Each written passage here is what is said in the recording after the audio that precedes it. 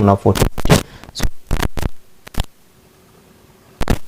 capture 1 yacce za mu shige ta mai fara amfani da ita. So za ka zo ka duba nan capture 1 ɗinka akan desktop za ka ganta, sai ka clicking kai right click kai don na open ka shiga, don kuma ko kai double click ko kuma ka zo nan ka duba ka za ka ganta inda sai capture 1 sai ka shiga. So idan ka bude ta kai double clicking ka shiga za ka ta kama maka haka tana loading kamar yadda kuke gani a nan go. So idan ta loading za ta shiga maka, to za ku ga ta bude maku kamar haka. Idan first time budewan ku ne za ku ga akwai kamar image da sauransu dai ta kawo maku. So za ku yi ku kyale wannan sai ku zo nan gun sai ku danna new catalog ku sa sunan da kuke so ku sa da folder da kuke so. So idan ta bude maku irin haka za ku yi duba sai ku je folder da hotunan ku suke wanda kuka dauka da camera direct daga camera sai ku zaba. Kamar yanzu misali ga folder photo edit na double click na bude su za ku ga hotunan da nake amfani da su. So zan selecting hoto kamar 1 2 da wannan 3 misali, su ne raw hotuna ne daga camera direct. Sai yanzu in drag and drop sai in adin na buɗe sai yanzu in adin nasa ana. So in nayi adin za ku gani ya kawo min gun selecting hotuna kun ga kamar haka ga sanan nayi makin nasu sai in sa import all. So idan nayi importing haka zan jira nan gun za ku ga na tafiya. So ga hotuna na nan sun fito a haka, so zan iya mayar da su a haka in rage gun kun ga kamar ya dawo da min da shi haka. So a tsaye kenan. So ku kula da wani abu nan gun kenan, ku zo nan gun za ku ga an sa library nan caption da wai nan gun za ku zo inda aka sa exposure din nan sai ku taba haka.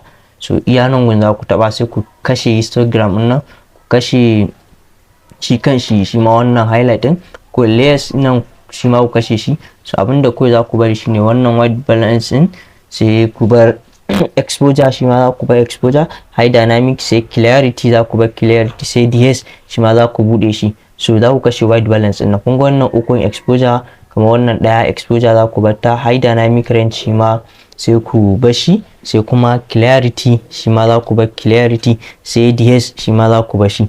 So idan kuka riga kuka bar wayannan da su kadai za mu yi amfani wanda za mu yi editing hotunan mu wannan da kuke gani.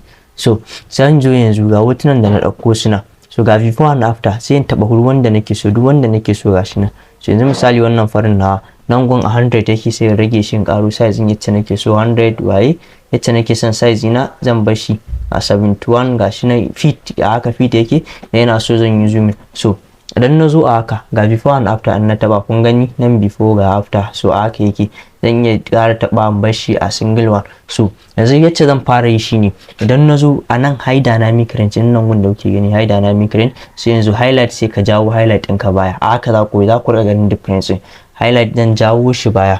So idan za shi 78 ko 80 za ka bar shi daga 70 zuwa 80 da ya danganta da hotonka. Sai ka shadow sai ka dan ja shadow gaba irin yacce kake son hoton, kamar yacce ya danganta da yanayin kiliyan hoton da kuma hasken da ka samu a lokacin daukan hoton. Zan dan kai shi 54 haka ko 50 haka sai in dawo da nan 70 yace hoton na zai yi. Sannan idan na zo sai white din nan, sai white zan duba sai in dan jawo shi baya. Idan na karo shi kun ga yace hoton yi sai in dan jawo shi baya. So settings din kowa da irin nasa, na ga muku shi photo editing hanyoyi ne ake bi, so ni kuma ga irin wannan haka nake bin na. So idan ka duba ka gani hasken ka kamar wannan hoton da wannan za ku ga ba ɗaya bane ba. So amma abun editing kai ka san yace zaka taba shi. Kun ga kamar white anan in ka ga dama ka taba black a cikin hoto, in ka dama ka kashe kun gani in na gani. So ni ba zan amfani da black ba 0 mainly wanda nake taba highlight haka zan karo shi zan ja shi baya, sai shadow zan dan taba shi, sai white shi ma zan taba shi. So idan ka gama sai clarity dama shine ce hoto zai ƙara fito ma. Simply ka kai shi kamar 15 20 15 20 haka, sai structure shi ma ka kai shi kamar 20 haka ko 15. in ka kai wannan 15 20 wannan zai kai shi 15. idan ka kai clarity 15 sai ka yi structure 10 kada ya zama na iri daya. So haka za ka yi. Sai DS shine yacce zai hoton ka zai ƙara kamawa sosai ku ga ya fito so realistic. So shi kuma za ka kai shi kamar 5 to 10 ko 15 haka ake. So idan ka yi wannan shine wanda settings din da in ka je Photoshop ba za ka sha wahala ba, maka ba za ka ji wani wahala sosai ba. So in ka yi tabo kamar DS nan da yawa an ka je Photoshop za ka ga hoto yayi wani iri. So idan ka gama ga nan gun export sai ka taba export haka. So in ka taba export zai kawo ka folder da zaka saka. So destination folder sai kai choosing sai ka taba nan gun sai kai choosing folder. Yanzu misali in nazo sai in zabi kan desktop sai in yi creating wata folder like kun zabo ta folder kawai misali yanzu in nazo nan ne right click na saka new folder haka sai in sa new folder sai in sa capture haka misali in sa.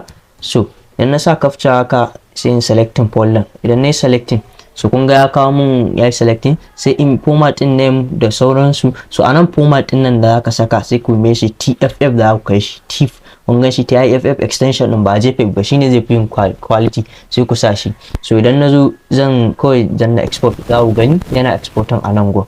So idan kafin ya gama export za ka yi zuwa wani hoton, misali za mu iya ƙara, zan taɓa wannan hoton. So na taɓa shi, idan na tashi na ɗan zoomin nasa, so yanzu kun gani, yanzu bari in koma wannan ɗin, za ku ga before and after. So kalla ku gani, kun ga after, kun ga before, ga after ga before, ga kun ga na gyara shi. So haka ake yi, zan iya kashe shi haka. So sai in dawo wannan hoton shi ma misali, dama na gaya maku zan taɓa highlight back, zan yi back, ku riga kallon hoton za ku ga yana canjawa. Sai yanzu shadow sai in karo shi ko kuma in rage. So duk yacce nake so sai in dan taba shi haka, sai white sai in taba shi. Don ga wannan za ya samu black, sai in dan rage shi shi ma kadan, tunda wuta ana so ya dan yi dark ne haka. Sai clarity in taba shi, sai shi ma in taba shi haka. Sai IDS sai in dan taba amount 25. So kun gani, bari ku ga shi ma before and after sa. So kun ga before din, kun ga after, ga before ga after. So sai in taba wannan shi ma, sai in zo highlight sai in taba shi. So bari in bashi, sai in zo shadow shi ma sai in dan taba shadow kadan, sai white dan taba shi. So sai in zo clarity in kai shi, sai in ajiye shi yace min sai DS sai in taba. So haka ake, da na gama kawai zan yi export. Ni wanda na taba na kai na sai export, sai in taba. Dama export din na sai ta so dai, sai in ƙara taba export, sai nan ma sai in zo in ƙara taba mashi export.